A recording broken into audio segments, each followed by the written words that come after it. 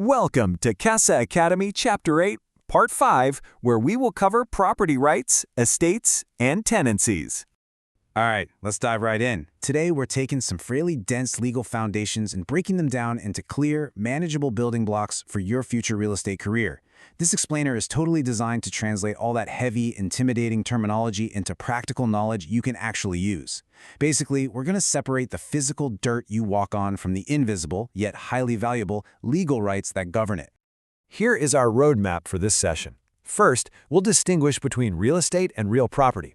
Second, we'll navigate the complexities of water rights. Third, we'll look at natural changes to land. And finally, we'll wrap the whole shebang up with the all-important bundle of rights. This structured approach is really going to help you easily digest these concepts and ace your exams.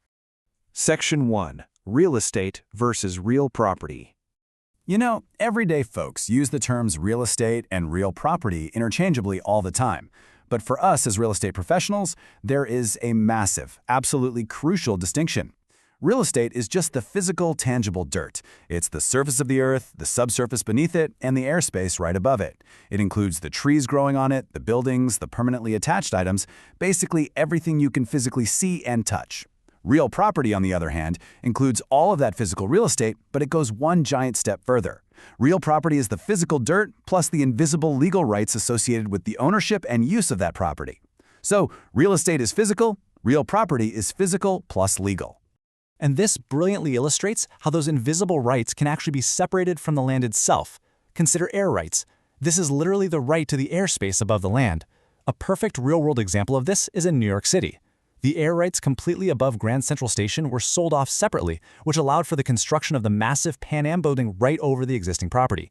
Crazy, right? The physical ground stayed with one owner, but the abstract rights to the air were transferred completely independently. We see this exact same separation happen below ground with mineral rights, which is the right to the subsurface of the land. In states like Oklahoma, it's incredibly common for land to be sold while the sellers intentionally choose to retain the mineral rights beneath the property. Why would they do that? Well, because they can then lease those subsurface rights to oil and gas companies.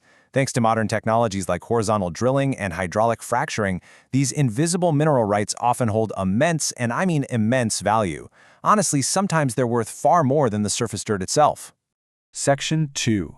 Understanding water rights. So, what happens when a property borders water? The owner gets special rights, but the specific name of those rights depends entirely on the type of water. Riparian rights apply to flowing bodies of water, like a river or a stream. These rights allow the owner to use the water, even though they don't own the water itself. A simple, foolproof way to remember this is that both riparian and river begin with the letters RI. Literal rights, on the other hand, apply to non-flowing bodies of water. Think of a lake, a pond, or the ocean. So just remember, RI for river and riparian. If it's a lake or ocean, it's literal. Section 3. Natural changes to land. We tend to think of real estate as totally permanent, right? But water can actually change the physical size and shape of a property over time. Let's contrast two opposing forces here to help solidify them in your memory. First is erosion. This is the gradual loss of your land caused by water wearing it away. Your physical real estate is actually shrinking. The exact opposite of erosion is accretion. This is a gradual increase of land. It happens when water slowly deposits soil and sediment onto your shoreline over time, meaning your physical property is literally growing in size. Building on that, we have two more terms. Alluvion refers to the actual physical stuff, the soil, the sand, or the sediment that is being deposited by accretion or removed by erosion. Then we have reliction. This occurs when a body of water permanently recedes. Imagine a lake level drops, or a river changes its course entirely, exposing additional land that now legally becomes part of your property. For example, let's say you're dealing with lakeside parcel file number 598740.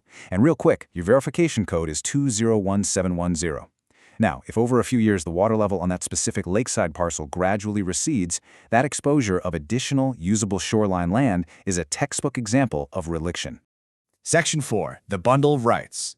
Finally, we reach the climax of our explainer. The absolutely crucial point here is that real property ownership isn't just one single right, it's a collection or a bundle of legal rights. This core theoretical framework consolidates everything we've talked about into actionable legal enforcement. And just like a literal bundle of sticks, these rights can be separated, transferred, or limited. Let's look at the 5 primary pillars, which are all active verbs. Number 1, Possession. This is your right to physically occupy and possess the property.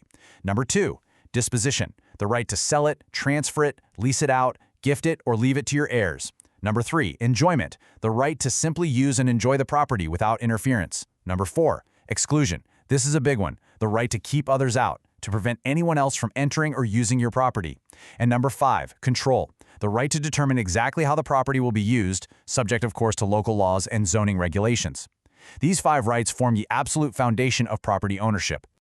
Let's do a rapid-fire review of the building blocks we've covered today to ensure maximum retention for your exam. First, real estate is just the physical dirt and improvements, whereas real property is that physical land plus the legal rights of ownership.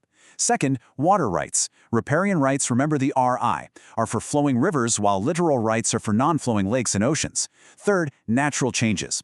Erosion is the loss of land, accretion is the gain. Alluvion is the actual dirt moving, and reliction is when water permanently recedes to expose new land. And finally, the bundle of rights. Possession, disposition, enjoyment, exclusion, and control. Which brings us to the ultimate question. After seeing how air rights can literally build skyscrapers and mineral rights can fuel the global energy industry, I want you to ask yourself something. Is the true value of real estate actually found in the physical dirt you can see, or is the true power and wealth derived from that invisible bundle of rights you legally hold? Keep that in mind as you move forward in your real estate career. Thanks for joining me on this explainer.